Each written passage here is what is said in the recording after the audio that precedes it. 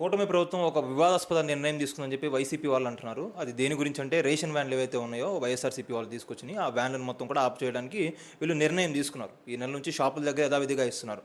దీనివల్ల ప్రజలు చాలా నష్టపోతున్నారు. ప్రజలకి చాలా ఇబ్బంది అవుతుందని చెప్పి వైసీపీ అంటుంది.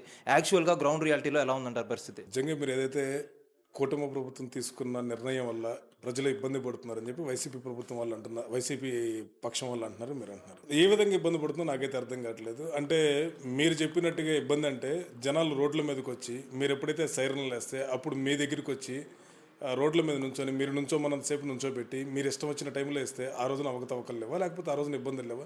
ఈరోజు ఉదయం 8 గంటల నుంచి సాయంత్రం 4 గంటల వరకు మీకు ఏ టైంలో వీలైతే ఆ టైంలో వీళ్ళు తీసుకోవడం వెలుసుబాటు రోజున కూటమి ప్రభుత్వం మనకిచ్చింది. అదేవిధంగా ప్రతి ఒక్కరికి ఇప్పుడు నీకు అవి రేషన్ వ్యాన్ నీ ఇంటికి వచ్చినప్పుడు నువ్వు ఉండొచ్చు, ఉండకపోవచ్చు. అలానే ఒకవేళ లేనప్పుడు మళ్ళీ రేషన్ వ్యాన్ ఎప్పుడు వస్తుందో తెలియకపోతే మనమైనా రేషన్ వ్యాన్ కోసం పోవాల్సిన పరిస్థితి ఆ రోజున ప్రభుత్వం మనం చూసాం.